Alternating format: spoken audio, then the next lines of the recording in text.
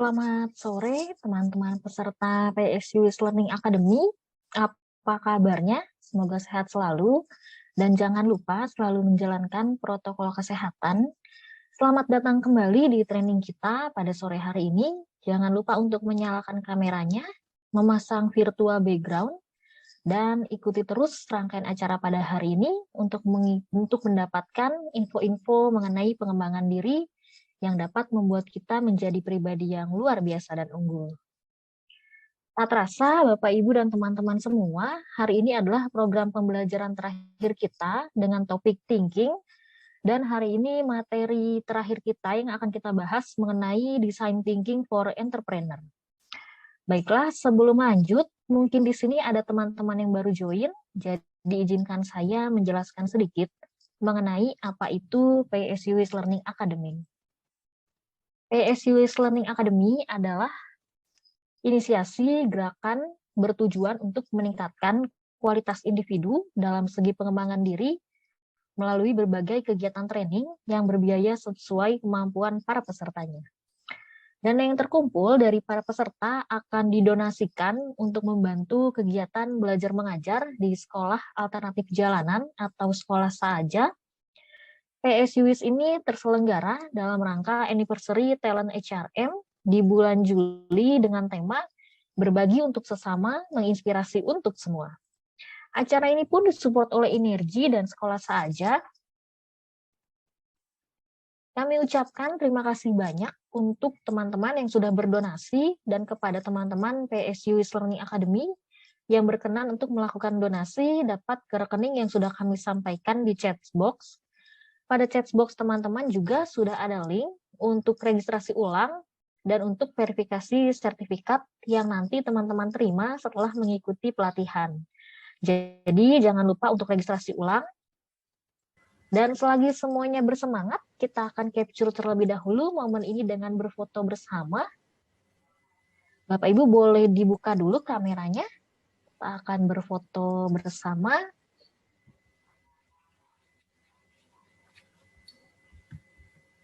Bahkan Bapak Ibu boleh dibuka kameranya.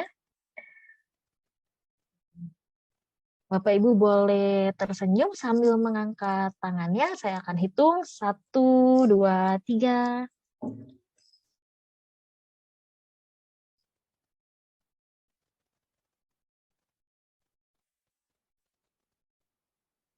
Baik Bapak Ibu, boleh sekali lagi kita berfoto bersama. Bapak Ibu yang belum membuka kameranya boleh dibuka. Oke, Bapak Ibu boleh tersenyum sambil mengangkat tangannya. 1, 2, 3. Baik, terima kasih Bapak Ibu dan teman-teman semua.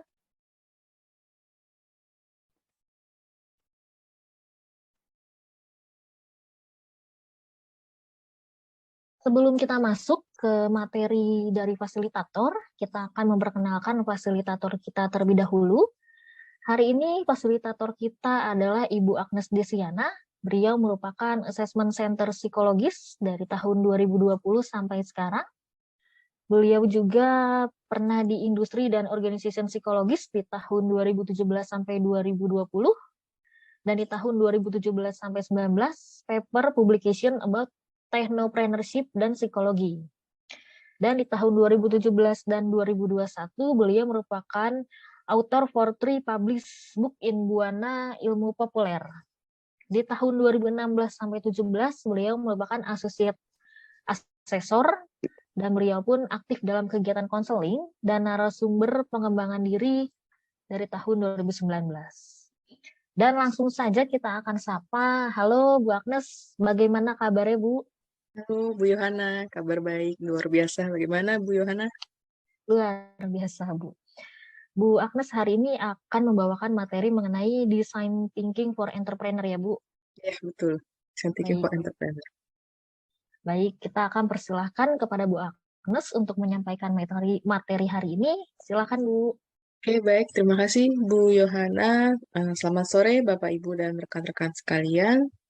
Perkenalkan, saya Agnes Desi, biasa dipanggil Agnes. Bapak, Ibu, kita akan saling sharing ya Bapak Ibu. Jadi nanti apabila ada hal-hal yang mau di-sharingkan secara pengalaman atau mungkin hal-hal yang mau ditanggapi, boleh dituliskan di kolom komentar di chat Zoom-nya ya Bapak Ibu, dan nanti akan ada sesi kita sharing dan tanya jawab secara open mic nanti di paling terakhir setelah selesai untuk materi yang akan saya bantu untuk sharingkan seperti itu. Saya akan share screen untuk prosesnya. Sudah terlihatkah? Oke, baik ya. Berikut adalah untuk materi hari ini, Design Thinking for Entrepreneur. Jadi, entrepreneur di sini adalah untuk kita, para pewirausaha ataupun karyawan yang ingin memiliki pemikiran ataupun pola berpikir supaya bisa lebih inovatif, lebih berani untuk mengambil resiko, melihat peluang, kemudian mencari tahu sebenarnya seperti apa sih cara untuk menyusun ataupun mengembangkan baik suatu produk ataupun suatu layanan jasa agar bisa dinikmati dan dipakai oleh setiap customer atau pelanggan yang kita tuju, seperti itu. Nah, sebenarnya apa sih itu design thinking atau proses berpikir secara desain atau sistematis ya? Jadi design thinking itu sendiri adalah, ya, Bu Rahmah mau bertanya kah? Oh ya, oke, baik. Oke, baik. Jadi design thinking itu sendiri adalah proses berulang atau proses berpikir yang ada di dalam diri kita untuk mengatasi adanya serangkaian masalah. Jadi prosesnya tidak terjadi secara linear atau secara tegak lurus ya, melainkan selalu berulang untuk bisa mengatasi setiap masalah ataupun rangkaian masalah yang kita hadapi. Oleh karena itu, design thinking ini disebut sebagai a solution-based approach. Jadi pendekatan didasarkan pada pencarian sebuah solusi, bukan cuman untuk berpikir satu kali selesai ataupun melainkan secara terus-menerus nih kita lakukan untuk proses berpikir tersebut. Jadi bisa fleksibel dan juga dinamis dalam proses berpikirnya. Nah, sebenarnya pendekatannya seperti apa sih dari si design thinking itu sendiri sehingga disebut sebagai proses yang berulang dan bukan linear ataupun bukan tegak lurus gitu ya, untuk bisa fleksibel dan dinamis. Jadi sebenarnya ada 5 langkah, tapi saya tulis dalam bentuk 4 saja. Jadi 5 langkah itu adalah pertama empathize with the customer. Empathize with the customer ini artinya kita memiliki rasa empati nih, kita memahami customer kita dari sudut pandang customernya, bukan dari sudut pandang kita. Bukan kita berasumsi bahwa, oh kayaknya dia butuh, melainkan kita harus tahu dari benar-benar sudut pandang customernya. Kita berada di posisi customer. Jadi kalau misalnya Bapak Ibu tahu Gojek, Nadiem Makarim pertama kali membuat Gojek bukan karena merasa bahwa kayaknya oh butuh nih Gojek, melainkan saya ngerasa saya sulit nih untuk mencari ojek langganan saya karena betapa tidak bisa ditemukannya ojek-ojek itu di sekitar saya seperti itu. Oleh karena itu Nadiem Makarim kemudian bertanya dengan para ojek saat itu ya, ojol, sebelum ojol ya, ojek pengkolan ya.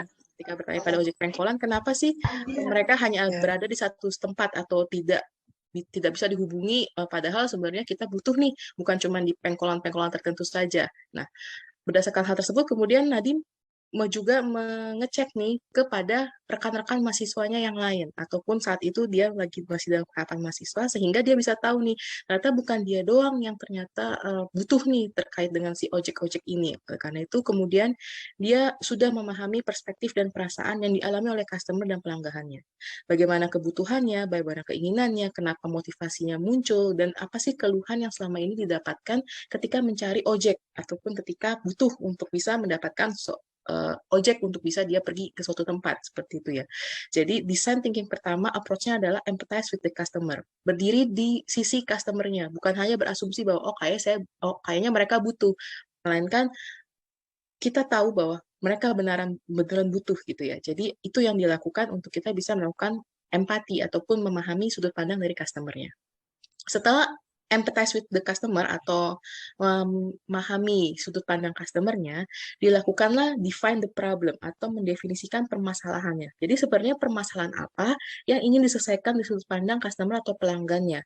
Permasalahan utama apa yang dibutuhkan ketika dirasa saya butuh sebuah ojek gitu ya, kalau dari Nadiem waktu itu. Jadi prosesnya memang pertama adalah melakukan sudut pandang ini semuanya dari customer. Jadi bukan asumsi ataupun bukan sudut pandang dari si pembuat produk ataupun pemberi layanannya. Jadi harus ke customer atau pelanggannya. Kemudian setelah itu baru diciptakanlah sebuah ide-ide solusi sebanyak dan sekreatif mungkin. Jadi bukan cuma satu, bukan cuma dua, tapi sebanyak-banyaknya dan sekreatif mungkin sehingga bisa dipilih sebuah ide solusi terbaik.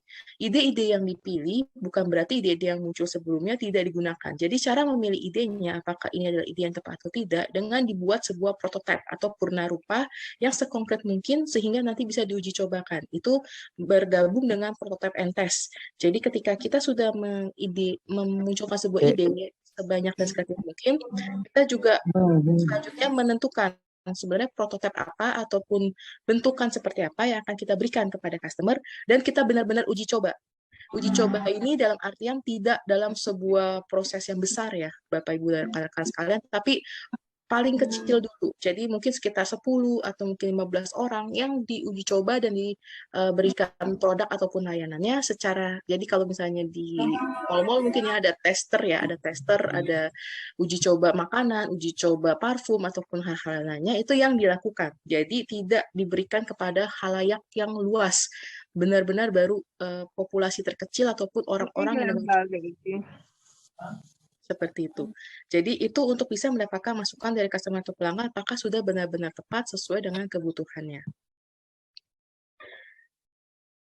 Sebenarnya apa sih tujuan akhir dari melakukan design thinking? Jadi tujuan akhir dari design thinking ketika kita mau menjadi seorang pengusaha ataupun mungkin mau membuat sebuah produk ataupun layanan dalam perusahaan, maka yang perlu dilakukan adalah pertama pastinya memiliki pemahaman menyeluruh tentang customer atau pelanggannya. Karena saat ini bukan kita yang memberikan produk atau layanan, tapi customer yang memilih. Karena customer bisa memilih di tempat manapun, di platform manapun, di situasi apapun. Jadi customer itu adalah pemilihnya. Oleh karena itu kita perlu tahu sebenarnya apa yang benar-benar dibutuhkan oleh si customer atau pelanggan.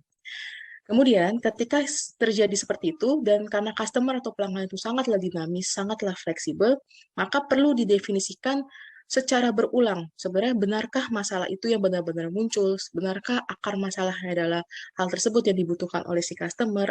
Apakah inovasi yang kita berikan sudah menciptakan sebuah solusi baru? Atau hanya solusi-solusi yang mungkin di permukaan saja yang diterima oleh customer, tapi sebenarnya solusi mendalamnya belum ditemukan. Oleh karena itu, sifatnya bukanlah linear atau lurus, melainkan bisa bolak-balik antara proses dari pendekatan setiap design thinking-nya. Jadi bisa jadi setelah sudah prototype, balik lagi ke define and problem. Ketika sudah melakukan testing, balik lagi bisa ke empathize with customer. Jadi semua prosesnya bisa bolak-balik, bukan hanya lurus. Ketika sudah ketemu, oh ya udah berarti ini selesai. Enggak seperti itu. Jadi karena customer adalah dinamis dan fleksibel, begitu juga dengan produk kita. Produk kita akan dinamis dan fleksibel karena setiap kita sudah menguji coba, setiap kita melakukan testing, maka customer bisa memberikan masukan yang membuat produk kita ataupun layanan kita menjadi lebih baik dan lebih baik setiap harinya.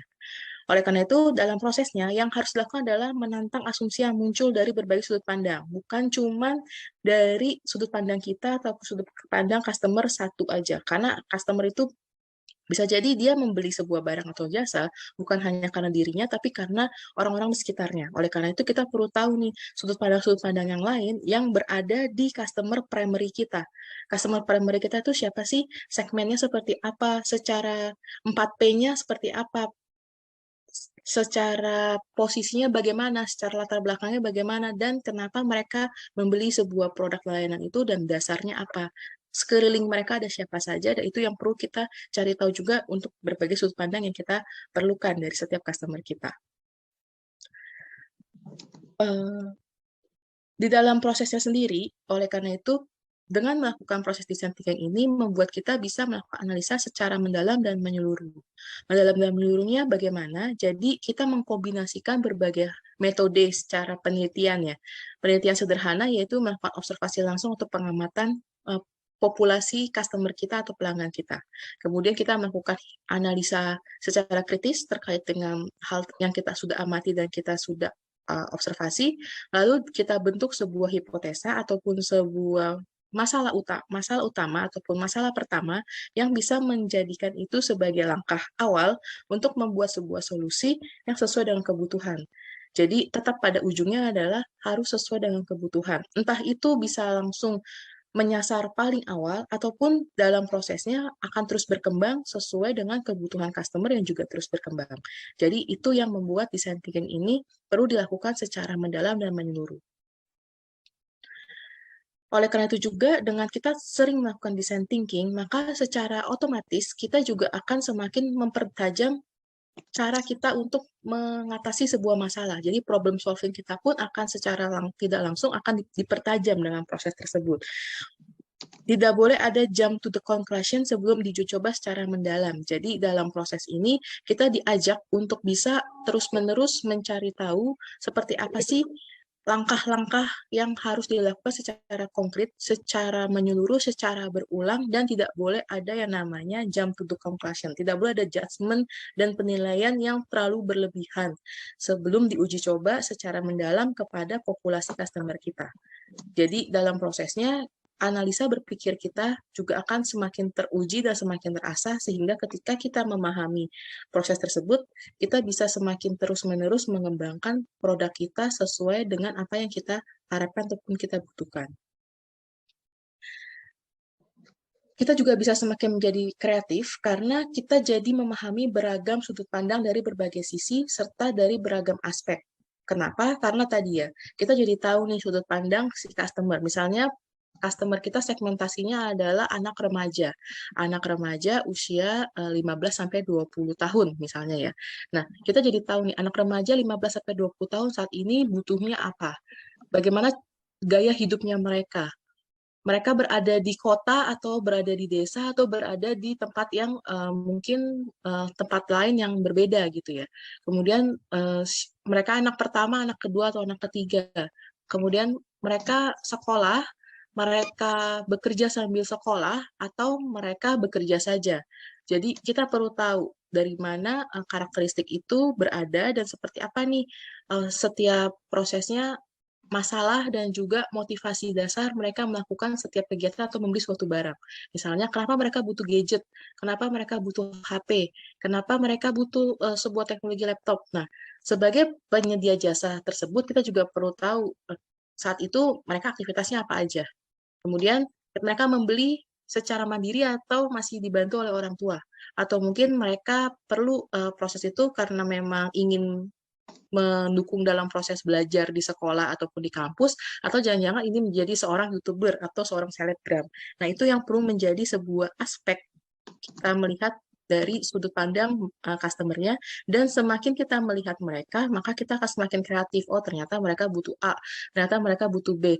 Kalau karena mereka butuh A dan butuh B, mereka misalnya mau menjadi selebgram atau YouTuber, maka kita harus mendesain kamera yang bisa mereka gunakan secara sehari-hari dan juga secara cepat dari gadget ataupun HP ataupun smartphone mereka. Oleh karena itu kita bikin pixelnya bertambah. Oleh karena itu kita tambah lagi aplikasi-aplikasi yang bisa membantu mereka untuk membuat sebuah video singkat, membuat Instagram Reels, membuat TikTok, ataupun membuat hal-hal lainnya. Jadi, kita jadi semakin tahu nih apa yang harus kita lakukan untuk bisa semakin menarik para customer yang kita tuju itu untuk bisa menggunakan produk ataupun layanan yang kita tawarkan. Fokus utama design thinking lagi-lagi adalah pada pelanggan. Jadi pada intinya adalah keinginan, kebutuhan pelanggan, dan cara kita untuk menjembatani keinginan dan kebutuhan pelanggan tersebut. Kita mencoba memahami apa yang paling baik dari mereka yang bisa kita berikan. Kemudian kita memahami sebenarnya keluhan apa yang menjadi pain point mereka. Pain point ini kayak kalau misalnya kita tahu nih rasa sakit mereka, kenapa sih, apa sih masalah utama yang ketika mereka gunakan, oh ternyata gunain HP itu chargernya butuh lama atau butuh cari stop kontak, maka dibuatlah power bank seperti itu. Itu salah satu juga user center ya, fokus utama pada pelanggan. Atau motivasi mereka apa sih sebenarnya untuk terus-menerus menggunakan HP secara dalam waktu 24 jam sehari. Oleh karena itu butuh baterai yang kuat. Kenapa butuh baterai yang kuat? Karena mereka akan terus-menerus menggunakan itu. Jadi kita perlu bikin sebuah teknologi untuk bisa memastikan baterai itu bisa digunakan 24 jam di dalam prosesnya, sehingga mereka tidak perlu cari chargeran di setiap tempat kayak gitu. Itu bisa juga sebagai salah satu cara untuk memahami. Jadi fokus utamanya adalah benar-benar tetap pada pelanggannya dan juga pain point serta motivasi mereka. Dan yang paling penting tadi, empati adalah kunci utamanya. Kita perlu memahami dan berbagi perasaan dari yang dirasakan oleh pelanggan dan customer. Kenapa? Karena balik lagi, ketika kita sudah memahami mereka, ketika kita sudah tahu sebenarnya apa yang dirasakan oleh mereka, maka kita bisa semakin relate dan produk yang kita buat pun akan semakin sesuai dengan mereka. Karena tadi kita menyentuh perasaan mereka, bukan cuma pemikiran mereka. Karena ketika kita sudah menyentuh perasaan, kita bisa nih untuk memberikan stimulus yang membuat mereka senang dengan produk kita. Kalau Bapak Ibu tahu iklan yang ada di negara Thailand ya tentang asuransi, mereka menyentuh sisi emosi bahwa bagaimana seorang ibu menyayangi seorang anaknya dan hal itu terbentuk juga dan bisa dibangun dengan cara memberikan asuransi secara kesehatan dan secara pendidikan bagi anaknya. Jadi tidak langsung bilang bahwa anak ibu butuh asuransi kesehatan dan pendidikan.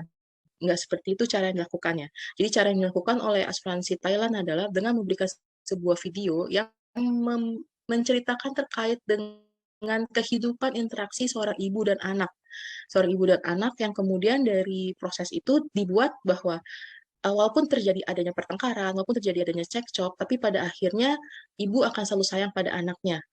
Dilihat dari ketika anaknya mengalami sakit atau kecelakaan, ibunya menunggu anaknya sampai sembuh. Dan itu kemudian bisa terwujud karena adanya asuransi, seperti itu. Jadi ceritanya dibikin sedemikian rupa, sehingga yang disentuh adalah perasaan yang relate atau yang sesuai, yang sering dialami sehari-hari dalam sebuah keluarga. Dan itu yang disampaikan oleh iklan terkait dengan asuransi yang ada di Thailand. Kemudian, ketika kita sudah memahami, maka kita bisa nih semakin mencari tahu sebenarnya apa sih yang dibutuhkan, dan kita bisa memberikan pertanyaan-pertanyaan yang bisa membuat kita semakin memahami mereka. Pertanyaan-pertanyaannya seperti apa? Mulailah dengan pertanyaan-pertanyaan yang paling mendasar untuk kita pahami, yaitu siapa sih pelanggan atau customer utama yang menjadi sasaran atau tujuan kita. Jadi yang pertama adalah customer utamanya dulu, sebelum kita melihat customer sekunder dan customer yang berada di layar ketiganya. Jadi customer utama ataupun customer yang pertama kita tuju yang ingin kita pastikan mereka membeli layanan atau produk kita. Kemudian dari hal tersebut, problem apa yang muncul dan dirasakan paling sering oleh pelanggan atau customer tersebut. Lalu sumber daya apa yang dibutuhkan dan dimiliki saat ini untuk bisa memenuhi si keinginan customer dan pelanggan tersebut. Jadi mulailah dengan pertanyaan-pertanyaan sederhana dan pertanyaan-pertanyaan yang bisa menstimulus kita semakin berpikir secara kreatif dan semakin memahami seperti apa customer yang ada di sekitar kita yang kita tuju. Lalu selanjutnya adalah prototype. Membuat prototype mulailah dengan membangun solusi dalam bentuk produk atau layanan jasa meskipun belum sempurna. Jadi nggak usah tunggu sampai sempurna, benar-benar sempurna A sampai Z, tidak akan ada celah. Tidak usah menunggu sampai sempurna. Karena kalau menunggu sampai sempurna tidak akan pernah ada produk yang jadi. Jadi ketika benar-benar sudah dirasa bahwa oh ya ini sepertinya udah mulai mendekati bentuknya nih. Oleh karena itu perlu nih untuk kita uji coba, maka mulailah dengan hal tersebut. Seperti halnya dengan Gojek, kalau Bapak Ibu melihat progres pengembangannya, Gojek dimulai dari cuman ojek online aja. Kemudian dirasa butuh yang ada yang namanya mobil, bukan cuma di dalam motor. Oleh karena itu muncul dengan go-car-nya. Kemudian dirasa butuh dengan yang namanya pembayaran secara langsung di Gojeknya, bukan cuma lewat dari transfer ataupun dari aplikasi lain. Oleh karena itu muncullah GoPay. Kemudian dirasa butuh dengan bisa mengirimkan makanan. Oleh karena itu muncullah GoFood dan sebagainya. Oleh karena itu progresnya bertahap dan juga terus-menerus dilakukan pengembangan. Jadi tidak langsung ketika Gojek dibangun, langsung ada semua aplikasi ataupun fitur-fitur yang kita lihat seperti saat ini. Dibangun dari tahun 2010 kemarin, dimulai dari tahun 2009 atau 2010 ya, ide yang dibuat oleh Pak Nadiem, kemudian mulai booming di tahun 2011-2012-an, dan sampai sekarang terus berkembang. Itu yang dibuat oleh Gojek semuanya awalnya adalah prototype. Tidak langsung seperti sekarang, tapi terus berkembang dan terus berprogres.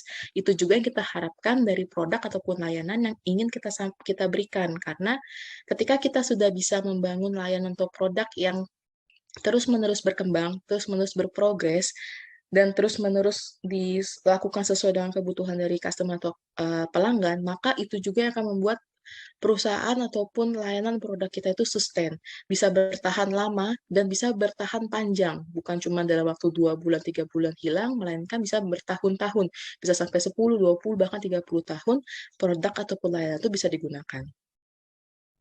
Tips membuat sebuah prototipe ya, yang awal atau dasarnya adalah carilah yang paling singkat dilakukan. Jadi banyak masalah yang muncul pasti dari ketika kita memahami sudut pandang pelanggan. Oleh karena itu kita perlu cari nih Pareto ataupun yang paling banyak itu seperti apa. Itu yang akan menjadi proses yang perlu kita pilih paling awal, dan yang kemudian kedua dipilih adalah yang paling pendek yang bisa kita berikan solusinya seperti apa. Kemudian tentunya karena ini baru prototipe, maka pastikan yang kita buat ini tidak membutuhkan biaya ataupun modal yang cukup besar. Jadi bisa digunakan dari biaya-biaya operasional yang kemudian bisa menutupi pembuatan prototipe ataupun pembuatan uji coba ini.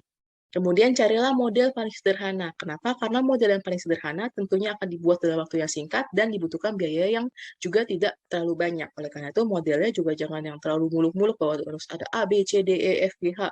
Padahal sebenarnya yang baru dibutuhkan adalah A sama B-nya aja. C sama H-nya bisa berkembang nanti ataupun jangan-jangan ketika diuji coba tidak dibutuhkan. Jadi tetap perlu untuk dicari yang paling singkat, paling biaya sedikit, dan tentunya karena hal tersebut dibutuhkan yang paling sederhana dan paling mudah untuk diterima oleh customer ataupun pelanggan kita.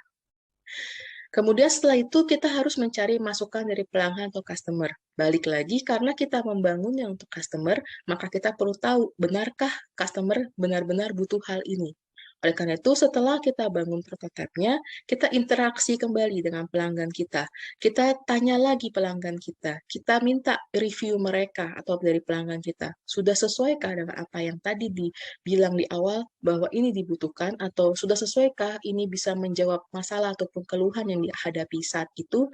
Jadi perlu nih untuk kembali ke customer atau pelanggan untuk bertanya dan berinteraksi secara langsung. Benarkah ide yang kita sudah buat dalam bentuk prototipe ini sesuai dengan apa yang sudah mereka butuhkan dan juga apa yang mereka keluhkan di awal saat kita bertanya kepada mereka. Itu juga fungsi dari kenapa kita perlu testing. Uji coba, bertanya langsung, masukan ataupun feedback, dan benar-benar mencari tahu perasaan dan pengalaman pelanggan ketika mencoba produk ataupun layanan jasa kita. Jadi setelah kita testing, kita bisa tahu di pengalaman mereka seperti apa. Karena pada umumnya ketika kita membuat sebuah produk, prototipe, dan kemudian uji coba, pastinya kita akan berpikir bahwa semuanya sudah baik-baik saja, semuanya sudah lancar-lancar saja, ini semua pasti sudah bisa memenuhi kebutuhan customer atau pelanggan.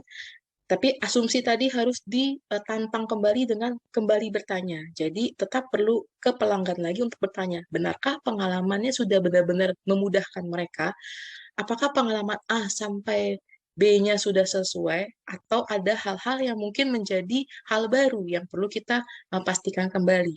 Oleh karena itu, kita perlu untuk mencoba itu secara langsung dan benar-benar memberikan pengalaman dari awal sampai akhir kepada pelanggan kita, sehingga mereka bisa memberikan respon yang paling jujur, respon yang paling sesuai dengan kebutuhan ataupun dengan pengalaman yang mereka coba terkait dengan produk ataupun layanan kita. Jadi pada ujungnya, design thinking ini selain kita berpikir di awal adalah fokus utamanya adalah customer dengan melakukan empati kepada mereka, pada ujungnya adalah tetap ada proses yang disebut sebagai lakukan.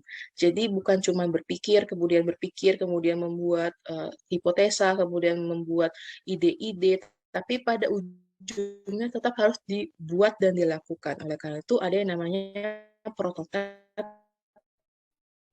dan testing. Jadi ujung dari mencari tahu pelanggan kemudian membuat sebuah hipotesa masalah, mencari banyak ide, lalu pada akhirnya adalah dibuat produknya, dibuat layanannya, dan diuji coba. Jadi ujungnya adalah tetap harus dilakukan, bukan cuma dalam proses berpikir saja, melainkan harus ada aksi. Tidak boleh hanya berpikir, tapi harus ada aksinya, karena tanpa aksi kita tidak pernah tahu apakah benar-benar sudah sesuai atau tidak dengan kebutuhan dari si pelanggan itu sendiri. Ini ada beberapa tools ya, Bapak Ibu dan rekan-rekan. Mungkin nanti bisa dicek secara detail di Google ataupun di buku-buku yang ada. Tentunya ada banyak banget buku-buku terkait dengan design thinking for entrepreneur. Karena yang saya sharing saat ini lebih kepada dasar-dasar awalnya aja. Jadi kalau Bapak Ibu dan rekan-rekan ingin mencari tahu lebih dalam terkait dengan design thinking, cara-caranya, contoh-contohnya, dan tools-nya, Bapak Ibu bisa cari tahu nih lebih lanjut di Google, ataupun di YouTube, ataupun mungkin di TikTok. Jadi ada beberapa tools yang bisa digunakan oleh kita ketika kita ingin mencari tahu sebenarnya seperti apa customer kita dan proses design thinking yang kita buat seperti apa. Yang pertama adalah customer journey mapping. Customer journey mapping ini pada umumnya atau pada dasarnya adalah bagaimana kita tahu bahwa dari awal sampai akhir customer itu akan berinteraksi dengan layanan atau produk kita. Sebagai contoh sederhana, ketika kita masuk sebuah kafe atau sebuah rumah makan, maka input awalnya adalah pintu ataupun pintu masuknya seperti apa. Jadi mudah tidak mereka menemukan pintu masuknya. Gampang enggak mereka bisa tahu nih dari pintu masuk, kemudian alur proses berikutnya adalah ke kasir atau ke meja dulu. Jadi atau mereka perlu dapat menu dulu di depan pintu masuk, atau ada pelayannya yang menunggu di depan pintu masuk. Jadi ketika kita masuk kafe atau restoran, maka yang perlu dilakukan pertama kali adalah mencari tahu sebenarnya interaksi pertama mereka apa sih? Oh, ternyata mereka butuh nih tahu menunya. Karena mereka butuh tahu menu, maka banyak restoran atau kafe yang sekarang meletakkan menu di depan pintu masuknya mereka. Tapi ada juga selain menu meletakkan pelayannya di depan. Kenapa? Karena kadang ketika kita baca menu, kita nggak tahu nih menunya sesuai nggak, karena ada beberapa customer yang alergi terhadap makanan-makanan tertentu. Oleh karena itu ada pelayan yang bisa memberitahukan ataupun ketika diajak berinteraksi bisa menjawab pertanyaan-pertanyaan si customer atau pelanggannya. Kemudian setelah dari situ, setelah masuk, kemudian setelah melihat menu, mereka perlu ke kasir dulu membayar, atau mereka bisa langsung duduk. Itu juga yang perlu dipastikan secara journey-nya. Jadi kita membuat benar-benar journey ataupun pengalaman interaksi pelanggan kita. Jadi tadi ya, balik ke dalam kafe, ketika sudah masuk, lewat pintu masuk, ke kasir dulu, bayar, atau jangan-jangan ke meja makan dulu untuk duduk. Karena beberapa kafe atau restoran ada yang menerapkan harus ke kasir, ada yang menerapkan bisa ke meja. Jadi itu yang perlu dicari tahu dulu. Kenapa? Apakah karena butuh cepat makanya mereka perlu ke kasir, atau jangan-jangan karena itu butuh lama maka mereka perlu untuk di meja makan dulu untuk bisa memastikan mereka dapat tempat duduk. Seperti itu. Nah, selanjutnya ketika mereka menunggu, apa yang mereka rasakan? Oh, bosan. Kalau bosan, mereka butuh apa? Oh, mereka butuh musik. Kalau mereka butuh musik, berarti kita perlu siapkan speaker di dalam kafe atau restoran kita. Atau, oh, mereka bosan. Kalau mereka bosan, mereka akan ngapain? Mereka akan main HP, mereka akan main gadget, mereka akan main laptop, mereka akan sambil bekerja. Oleh karena itu kita butuh WiFi untuk membantu mereka bekerja secara lebih optimal dan mereka betah untuk menunggu lama di dalam kafe atau restoran tersebut. Itu interaksi juga, interaksi journey-nya mereka di dalam restoran kita ketika kita membuat mereka menunggu. Kemudian setelah menunggu makanannya jadi, apa nih yang kemudian mereka rasakan? Oh, makanannya udah pasti harus enak, harus sesuai dengan bentuk menu yang dilihat pertama, kemudian harus bisa benar-benar merepresentatifkan apa yang mereka inginkan, dan itu yang harus ditampilkan di dalam makanannya. Kemudian setelah itu proses membayarnya. Proses membayarnya seperti apa? Uang cash, uang digital, atau kartu ATM, kredit, debit, atau apa. Jadi perlu disiapkan interaksinya terkait dengan hal-hal tersebut juga. Lalu pada paling terakhir adalah sebelum kita meminta mereka keluar ataupun keluar dari restoran itu, kita bisa berikan mereka feedback terhadap layanan ataupun keseluruhan proses yang ada di dalam kafe atau restoran. Jadi sudah ada beberapa kafe atau restoran yang ketika kita sambil membayar, sambil menunggu proses pembayaran, mereka memberikan kita survei kecil kecil untuk bisa diisi terkait dengan makanan, suasana di restoran atau suasana di kafe, atau bahkan pelayanannya, kebersihannya, dan lain-lainnya. Oleh karena itu perlu diberikan supaya kita bisa dapat masukan dan juga dapat feedback. Itu customer journey mapping. Jadi kita tahu nih interaksi dari awal sampai akhir dari penggunaan produk ataupun layanan yang sedang kita berikan kepada mereka. Kemudian ada namanya empathy maps. Empathy maps ini ya pada tahapan awal biasanya. Ketika kita mau mengempathize seperti apa sih kita bisa semakin berempati kepada pelanggan atau customer kita. Kita perlu tahu dari berbagai sisi, dari apa sih yang mereka pikirkan dan yang mereka rasakan. Sebenarnya apa yang benar-benar mereka khawatirkan, apa sebenarnya aspirasi sama motivasi mereka. Kemudian apa yang mereka lihat. Eh, Mereka sering melihat lingkungan di sekitar yang paling dekat dengan mereka, lingkungan keluarga, lingkungan kerja, lingkungan kuliah, lingkungan sekolah, dan lain-lain. Mereka sering melihat sosial media, mereka sering melihat website, mereka sering melihat buku atau majalah, atau jangan-jangan mereka melihat hal yang lain. Jadi perlu tahu apa sih yang mereka lihat di dalam proses kehidupannya mereka. Lalu apa yang mereka sering dengar? Oh, mereka dengerinnya dengerin teman-teman. Oh, mereka dengerinnya dengerin keluarga. Oh, mereka dengerinnya rekan kerja atau bosnya. Oh, mereka dengerinnya influencernya. Jadi kita perlu tahu nih, kita akan menyasar siapa untuk bisa membuat mereka mendengar layanan ataupun produk yang mau kita buat ini. Lalu kemudian say and do ini terkait dengan bagaimana mereka menampilkan diri, bagaimana mereka kemudian berinteraksi dengan publik, bagaimana kemudian mereka dalam prosesnya memberikan sikap ataupun memberikan sebuah opini. Nah, itu yang perlu kita ketahui juga di dalam populasi yang kita tuju. Jadi kalau misalnya remaja perempuan, kita tahu remaja perempuan misalnya orangnya yang dipikirkan adalah bagaimana cara memastikan mereka terlihat tetap bisa cantik ataupun terlihat tetap modis di dalam setiap kegiatan, misalnya kita pengusaha baju atau busana. Oh, bagaimana proses mereka tetap bisa terlihat cantik, terlihat tetap keren, terlihat tetap modis dengan menggunakan baju model A atau baju model B. Maka kita perlu tahu nih sebenarnya apa sih kekhawatiran mereka. Oh, mereka merasa tangan mereka terlalu gemuk. Jadi kita tahu bahwa mereka perlu menutup bagian-bagian di sekitar tangan atau lengan. Seperti itu. Jadi kita bisa bikin model baju yang sesuai dengan kebutuhan tersebut. Bisa jadi seperti itu. Bisa jadi juga apa yang mereka lihat. Mereka lihat sosial media, mereka lihat majalah, dan mereka melihat banyak platform yang memberikan opsi-opsi. Jadi oleh karena itu kita perlu nih untuk masuk ke dalam hal-hal tersebut sehingga kita bisa semakin mempengaruhi si customer kita ini juga. Lalu siapa yang mereka dengar? Karena bahasnya remaja, maka udah pasti remaja paling sering mendengar teman-temannya. Teman-temannya beli A, mereka akan ikut beli A. Teman-temannya beli B, maka mereka akan ikut beli B. Oleh karena itu kita perlu tahu teman-temannya itu siapa saja.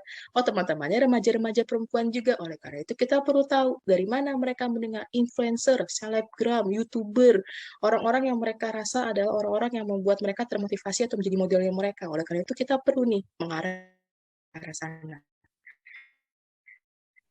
Kemudian pains and gains-nya seperti apa?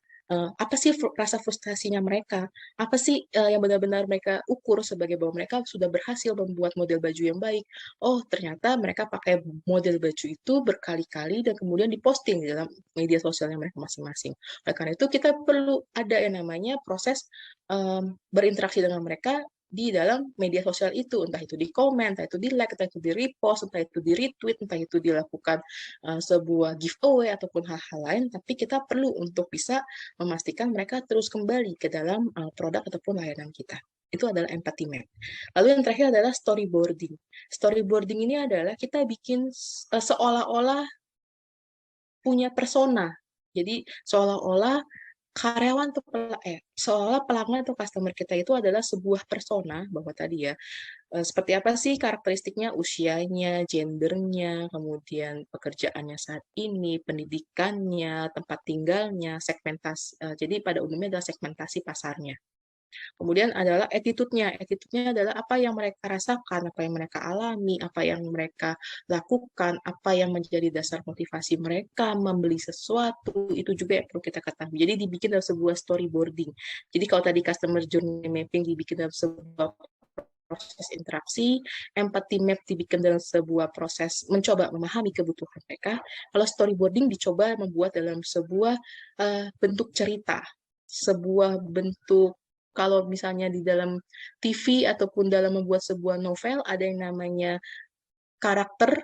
Nah, ini dibikin dalam sebuah bentuk karakter di mana karakternya dibikin sangat detail sesuai dengan apa yang kita lihat, kita amati dan kita tanyakan kepada pelanggan ataupun customer yang kita tuju.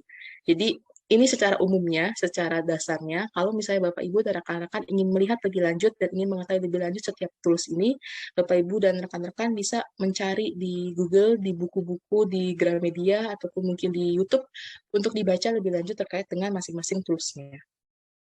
Kemudian ini ada beberapa tips yang mungkin bisa membantu ya untuk kita bisa semakin menguatkan kreativitas dalam diri kita. Pertama adalah kita mindful, kita sadar betul-betul bahwa siapa orang-orang yang perlu kita tuju dan apa yang perlu kita benar-benar lakukan untuk bisa mencari tahu nih apa yang dibutuhkan dan proses kreatif seperti apa yang kita akan lakukan.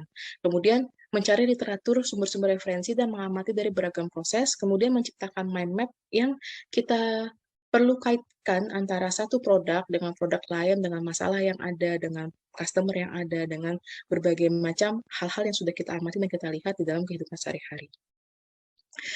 Sebelum saya melanjutkan, kita akan nonton sebuah video singkat ya, video singkat sekitar 5 menit. Jadi ini terkait dengan design thinking dan juga manfaatnya secara keseluruhan. Oke, design thinking.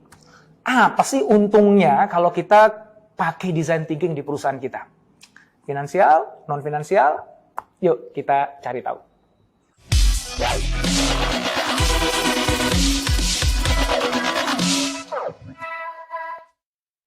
Bagi kebanyakan orang, pertama kali berinovasi menggunakan design thinking mungkin terasa canggung ya atau kurang nyaman.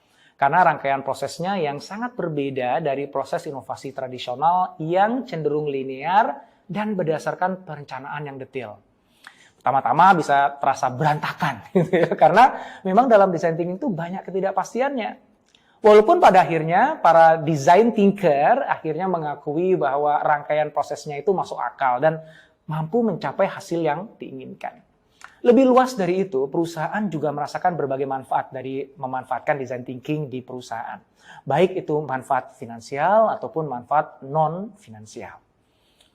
Contohnya nih, riset dari McKinsey di tahun 2018 itu menemukan bahwa perusahaan yang secara intensif menerapkan design thinking itu menikmati rata-rata pertumbuhan tahunan hingga 10%. Jauh di atas rata-rata industri yang cuma 3-6% saja. Demikian juga dengan dividen yang diterima oleh pemegang saham. Ternyata perusahaan-perusahaan itu bisa menikmati pertumbuhan dividen tahunan itu hingga 21%. Itu jauh di atas rata-rata industri yang sekedar cuma 12-16% saja pertumbuhan tahunannya. Nah, bicara soal keuntungan finansial, ya banyak riset yang menunjukkan bahwa design thinking itu mampu meningkatkan pengembalian investasi inovasi perusahaan. Contohnya dalam sebuah artikel di Forbes, perusahaan riset Forrester itu mengamati bahwa perusahaan-perusahaan yang sudah matang dalam praktekkan design thinking mampu mencapai pengembalian investasi sebesar 71% sampai 107% secara konsisten. Jadi gimana tuh kok design thinking bisa meningkatkan pengembalian investasi?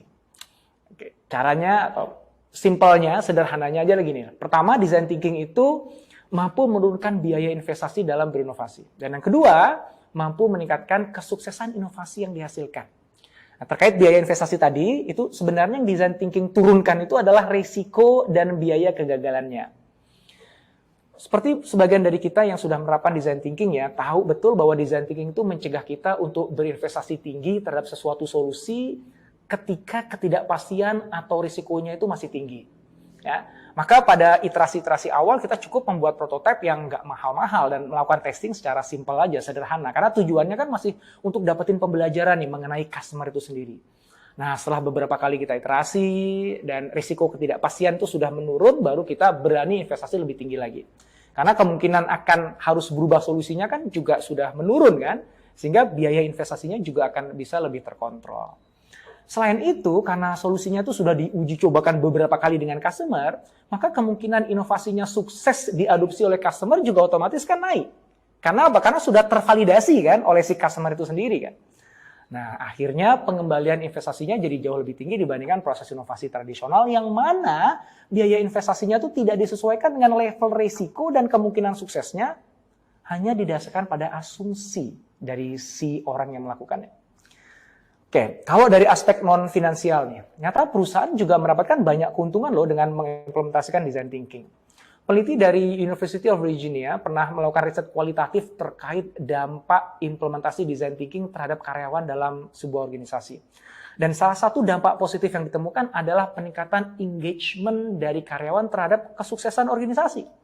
Peningkatan engagement ini dikarenakan praktik-praktik design thinking yang membuat karyawan lebih dekat dengan customer dan kualitas kerjasama antar karyawan, termasuk karyawan yang lintas fungsi.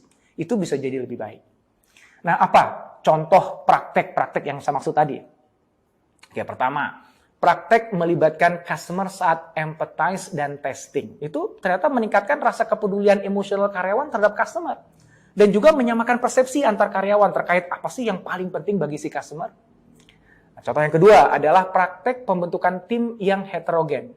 Praktek ini meningkatkan keselarasan antar fungsi yang berbeda sehingga mengurangi mentalitas silo dan memperkuat keterbukaan sehingga kolaborasi lintas fungsi itu akan berjalan dengan lebih baik. Satu contoh lagi, yaitu praktek diskusi-diskusi yang terstruktur dan terarah, sehingga membuat karyawan itu lebih nyaman untuk berinovasi bersama. Misalnya di tahap awal tim itu sama-sama fokus pada masalah tanpa langsung mendebatkan solusi. Saat diskusi ideation, barulah setiap orang diminta untuk berkontribusi ide. Dan pembuatan keputusan terkait solusi pun dilakukan secara adil melalui prototyping dan testing. Kesimpulannya, manfaat design thinking itu bukan hanya melekat pada inovasinya saja, tetapi proses design thinking itu sendiri juga bisa membuat karyawan lebih engage untuk berinovasi bersama-sama demi kebaikan baik pelanggan ataupun perusahaan.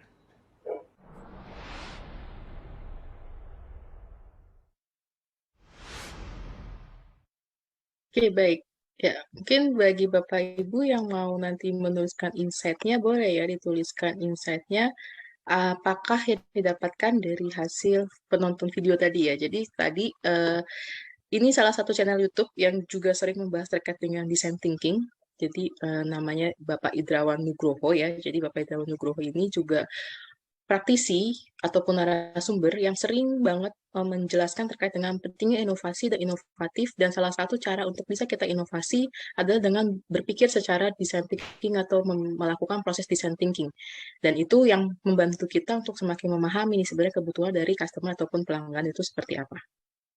Jadi kalau saya mau dicek boleh dibuka di YouTube-nya.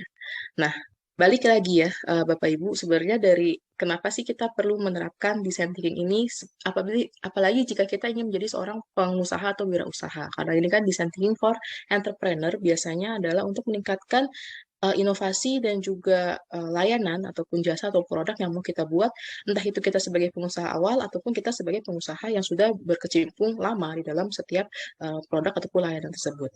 Jadi dalam prosesnya, ketika kita menerapkan design thinking ini, maka balik pada utamanya adalah kita memfokuskan pada kebutuhan dibandingkan langsung mengeksekusi tanpa rencana. Rencana ini maksudnya adalah mengeksekusi yang langsung besar gitu ya. Jadi tadi investasinya jadi butuh besar, kemudian juga tidak tahu apakah benar-benar dibutuhkan atau tidak, karena pada awalnya itu adalah asumsi. Asumsi yang didapatkan dari berbagai literatur yang tidak kita uji coba langsung kepada pelanggan kita. Kenapa? Karena pelanggan fleksibel dan dinamis. Bisa jadi kita ketika melakukan penelitian dia ngomong A, tapi pada kenyataannya ketika kita uji coba ternyata yang dia butuhkan adalah A1, bukan cuma A. Perlu ada A2 atau ada A aksen. Jadi kita perlu benar-benar mengetahui dengan cara memberikan uji coba dan juga membuat sebuah prototipe yang bisa kita dapatkan masukan dari customer atau pelanggan tersebut. Kemudian kita bisa meminimalisir risiko sebelum menunjukkan ide baru karena sudah dites ke pelanggan. Jadi ketika kita sudah tes secara terus-menerus, secara berkala, seperti yang disampaikan dalam video ya, secara tidak langsung maka proses investasi akan semakin menurun. Dan kemudian ketika investasi menurun, maka risiko itu juga sudah kita bisa tanggulangi secara lebih dulu. Karena kita sudah tahu nih pelanggan kita mau apa. Jadi ketika kita munculkan ide baru itu sudah disesuaikan lagi dengan kebutuhan pelanggan yang sudah kita dapatkan dari masukan mereka. Jadi secara tidak langsung pelanggan ikut berkontribusi dalam proses pembuatan produk ataupun layanan kita yang secara berkala, berprogres, terus berkembang. Kemudian mempercepat proses belajar karena mencari tahu dari sudut pandang pelanggan sehingga bisa mengembangkan solusi yang sesuai. Tadi di video juga disebutkan bahwa kenapa sih design thinking ini baik ya untuk kita coba terapkan, walaupun mungkin berbeda dengan proses inovasi yang pada umumnya adalah proses inovasi yang biasa kita lakukan misalnya di cara yang sebelumnya gitu ya. Karena fokusnya pada pelanggan, kita jadi cari tahu sudut pandang pelanggan dan karena kita prosesnya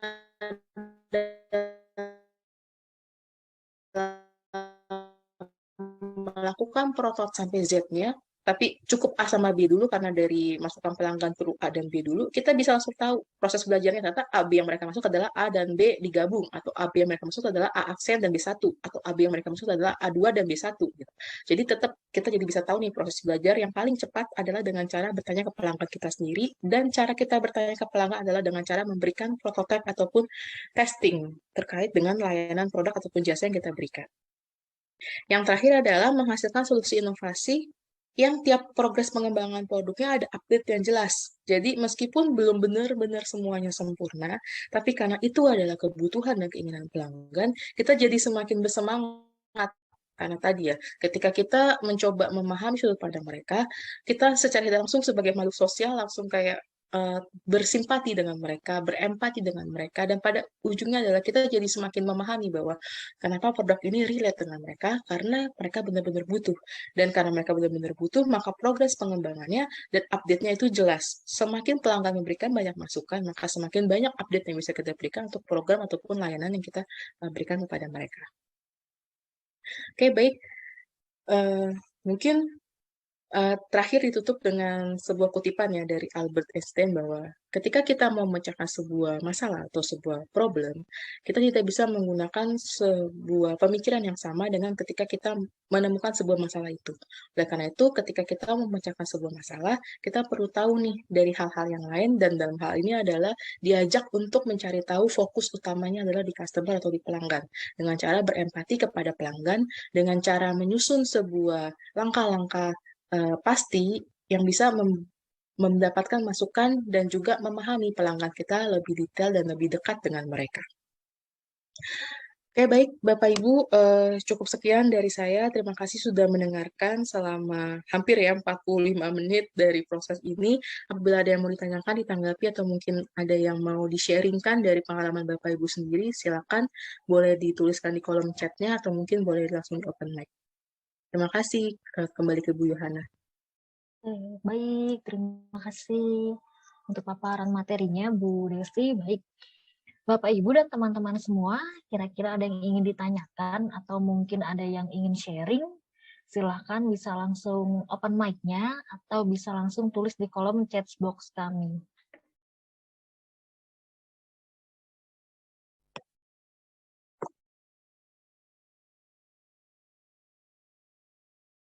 Mungkin sambil menunggu pertanyaan, saya ingin bertanya Bu Agnes. Untuk design thinking ini baiknya diaplikasikan sendiri, baru cari partner, atau kira-kira kita cari partner dulu, biar bisa design thinking-nya bareng-bareng gitu, brainstorming-nya sambil bareng-bareng. Pertanyaannya ini ya, kayak nanya ayam dulu apa telur dulu gitu ya. Mungkin kalau secara praktek, kalau di proses saat ini karena kita biasanya semakin banyak bisa brainstorming maka semakin baik, maka sebaiknya cari partner dulu. Karena kan sebenarnya semakin kita melakukan brainstorming ya, kita jadi semakin tahu nih sudut pandang yang tadi, yang kita anggap mungkin kita cuma bisa melihat sudut pandang A. Tapi ketika kita punya partner yang juga tahu pelanggan populasi tersebut, dia bisa kasih tahu dari sudut pandang B. Dan ketika ketika itu terjadi, maka ide-ide yang muncul di tahapan ideation tadi bisa semakin banyak dan semakin membuat kita semakin tahu nih sebenarnya yang paling pas dan yang paling dibutuhkan itu seperti apa. Jadi kalau misalnya dalam prosesnya, jika memang belum ada partner, boleh dicoba dilakukan dulu sebenarnya untuk pengenalan tahapan awal ya untuk si customer itu seperti apa. Tapi sebaiknya memang ketika tahapan ideation ataupun tahapan membuat ide-ide, sebaiknya ada sparing partnernya. Entah itu orang yang kita tahu bahwa dia adalah expert di bagian itu, atau adalah orang yang kita anggap sudah duluan masuk ke dalam industri itu. Jadi bisa ada teman untuk brainstorming bareng dan juga membuat kita semakin memahami customer kita ini orangnya atau karakternya bagaimana sih. Kayak gitu. Baik, terima kasih Bu Agnes. Di chat box kita sudah ada pertanyaan dari Ibu Safrina, Bu. Oh ya, Bu mau tanya, lebih baik mana ide orisinil dari diri sendiri atau modifikasi yang sudah dibuat oleh orang lain? oke. Mungkin kalau terima kasih Bu Safrina untuk pertanyaannya. Kalau dari saya merasa bahwa sebenarnya tidak ada ide yang orisinil ya dari setiap kita semua, karena pasti ide yang kita bangun itu setidaknya sudah pernah dipikirkan atau sudah pernah dilakukan oleh orang lain, tapi mungkin berbeda area atau berbeda aspek yang ditujunya. Jadi karena ada yang namanya istilah kan ATM ya, mati, tiru, dan modifikasi. Jadi entah itu idenya adalah ide orisinil atau dari diri sendiri, atau mungkin atau adalah modifikasi yang dari dibuat oleh orang lain, sebenarnya yang paling baik adalah yang benar-benar dibutuhkan oleh customer atau pelanggannya. Jadi bisa jadi nih tadi ya, bahas soal remaja perempuan gitu ya. Remaja perempuan di Jakarta bisa jadi berbeda dengan remaja perempuan di Bali gitu misalnya. Jadi mungkin sama-sama butuh baju yang modis, baju yang trendy gitu ya. Tapi yang di Bali mungkin tetap perlu ada, bisa dikaitkan dengan kebudayaan mereka. Jadi bisa ada, tetap ada sarungnya, tetap ada bunganya, tetap ada mahkota bunganya gitu ya. Sementara yang di Jakarta mungkin lebih mengarah kepada baju-baju yang mungkin sekarang ya, kayak ada cewek kue, cewek bumi, cewek mamba gitu ya. Jadi kayak disesuaikan dengan kebutuhan dari pelanggannya sendiri. Jadi bisa jadi ternyata benar yang kita munculkan idenya adalah menampilkan baju dengan lengan yang bisa dimodif dan juga membuat lengannya tampak lebih kecil gitu ya. Tapi di Bali akan berbeda penerapannya dengan di Jakarta. Karena itu tetap balik lagi, entah itu ide orisinal atau entah itu adalah ide yang kita modifikasi dari ide orang lain, kita tetap perlu uji coba dan kita tetap perlu testing nih kepada pelanggan yang kita mau tuju, manapun posisi mereka. Jadi segmentasinya udah harus benar-benar jelas dulu sebelum kita uji coba dan kita testing. Seperti itu Bu Safrina, semoga menjawab ya. Baik, Bapak Ibu yang lain mungkin ada yang ingin bertanya atau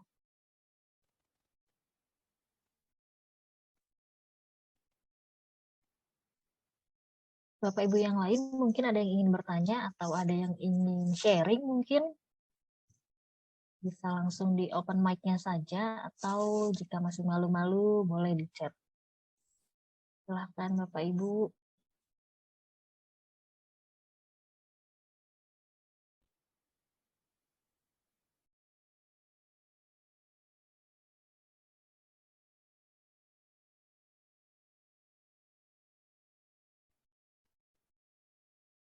Sepertinya pesertanya sudah menjelang free day ya Bu Agnes nih. menjelang akhir ini ya, akhir weekend ya. Sudah menjelang Weekend, Bu. Ya. sudah menjelang weekend, sudah mulai ini. Mungkin sambil denger di perjalanan pulang ini ya, pulang kantor gitu ya, atau mungkin lagi mau bersama keluarga ya habis weekend. Betul sekali Bu. Baik Bapak Ibu, jika belum ada yang ditanyakan, kita mau masuk ke kuis interaktif dulu sambil berjalan. Mungkin kalau Bapak Ibu ada yang mau ditanyakan atau baru ingat mau nanya apa, kita monggo di kolom chat, nanti akan tetap kita bacakan. Seperti itu.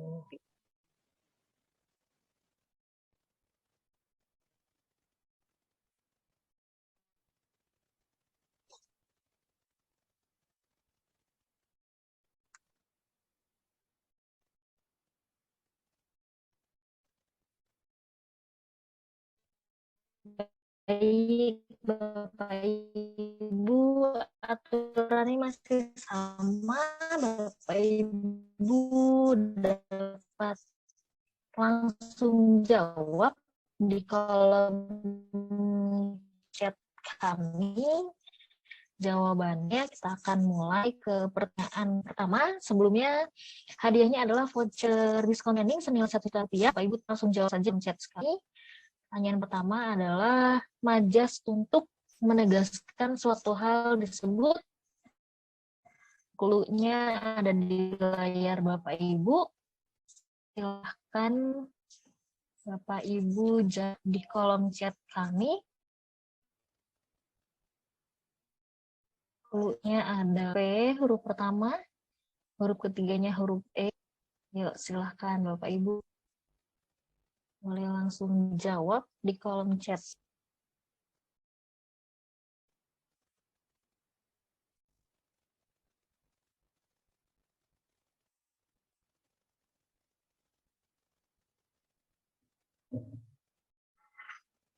Silahkan Bapak Ibu, kira-kira majas apakah ini?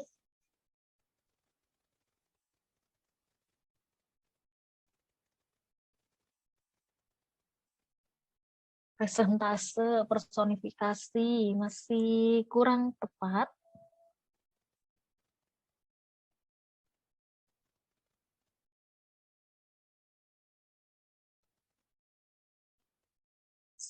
Baik, kita ambil buka saja jawabannya. Pleonasme, Bapak Ibu. Bapak Ibu bisa googling lebih lanjut apa itu majas pleonasme. Kita masuk ke pertanyaan kedua. Ini ada teka-teki, kera apa yang hidupnya di air? Silahkan Bapak Ibu boleh jawab langsung di chat box kami. Kira-kira kera apa yang hidupnya di air? Air, kera apa yang hidupnya di air? Kerapu. Sakti. Oke, Ibu Ririn. Ibu Ririn mungkin boleh di open mic. Ibu Ririn Lindawati. Ibu Ririn. Halo Ibu Ririn. Jawabannya apa, Bu? Kerapu. Bu Ririn. Iya, tepat sekali. Kita buka jawabannya adalah kerapu. 1 poin untuk Bu Ririn. Kita lanjut ke pertanyaan selanjutnya. Ini judul lagunya Bangun Pemuda-Pemudi. Bapak Ibu tebak urutan lirik lagunya. Silahkan Ibu tulis jawabannya di chat box kami. CBA. Bagus kan ya, Bapak? Bapak Sofing ya. Oke, jawabannya apa, Pak? CBA. CBA. Aduh. Oke, Pak Sofing. Betul, CBA. Tepat sekali, Pak Sofingi. Kita lanjut ke pertanyaan selanjutnya. Pertanyaan keempat, tebak kuliner. Bapak Ibu silahkan tebak di chat box kami.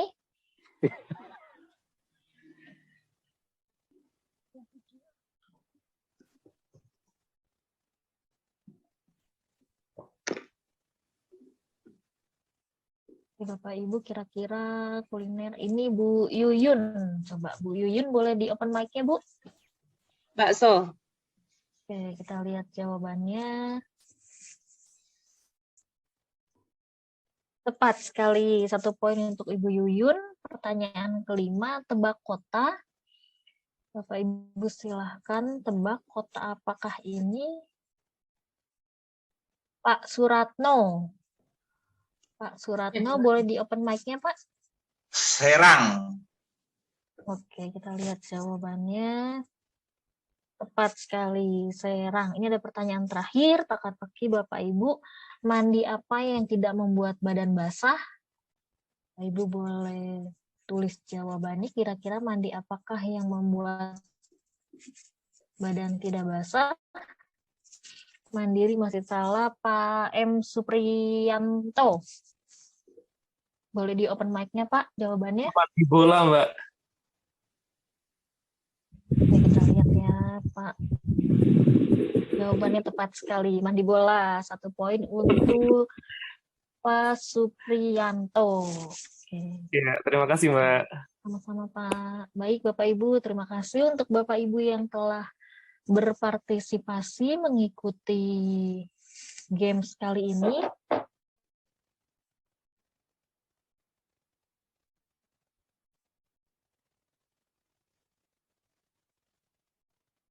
Terima kasih untuk Bu Agnes atas materi hari ini, Bu. Iya, sama-sama, Bu Yohana. Oke, Bapak Ibu, saya share screen, terlihat ya gambarnya. Oke, Bapak Ibu, dalam rangka Anniversary Talent HRM, kami mengadakan training PSU dengan tema berbagi untuk sesama, menginspirasi untuk semua, dan kami tujukan kepada para trainer yang sudah membawakan 21 modul webinar bersama tim Talent HRM. Salah satunya adalah Bu Agnes, terima kasih Bu. Dan juga apresiasi kami kepada seluruh peserta webinar yang sudah berpartisipasi dalam pembelajaran dengan total peserta adalah 1.800 peserta. Kami pun mengucapkan terima kasih kepada para donatur yang sudah ikhlas berbagi untuk sekolah alternatif jalanan saja dengan total dana terkumpul itu ada di angka Rp4.426.735. Dan untuk menutup rangkaian PSU tahun ini, maka segenap manajemen talent HRM akan membagikan kepada sekolah saja yaitu 300 buku dan 300 ATK. Semoga anak Indonesia menjadi insan penerus bangsa yang berintegritas dan inovatif, karena pendidikan adalah senjata paling ampuh untuk mengubah dunia. Baik Bapak Ibu, itu tadi adalah gambaran konklusi singkat kita tentang training kita yang kita lalui dari tanggal 1 Juli sampai tanggal 31 Juli. Kira-kira konklusinya adalah yang tadi sudah saya share. Baik Bapak Ibu, demikian telah kita ikuti bersama rangkaian acara PSU Learning Academy. Kami ucapkan terima kasih untuk Bu Agnes untuk materi hari ini, dan juga atas atensi dan partisipasi Bapak Ibu semua. Dan jangan lupa tetap menjalankan protokol kesehatan, jangan lengah, tetap menjaga jarak, hindari kerumunan dan cuci tangan, serta selalu tetap lebih kreatif dan produktif. Bapak Ibu, saya Yohana beserta tim yang bertugas hari ini pamit undur diri dan semangat sore. Sampai jumpa di training kami berikutnya. Ikuti terus, dan Bapak Ibu jangan lupa untuk pantau sosial media kami agar Bapak Ibu bisa tahu untuk dana yang akan kita berikan ke sekolah saja. Jadi Bapak Ibu bisa pantau. Kami ada di Instagram Talent HRM, di sana biasanya kami akan share kegiatan-kegiatan kami untuk dana yang akan kami berikan kepada sekolah saja tersebut. Baik Bapak Ibu, terima kasih untuk kebersamaannya dari tanggal 1 sampai tanggal 31. Semoga Bapak Ibu sehat selalu.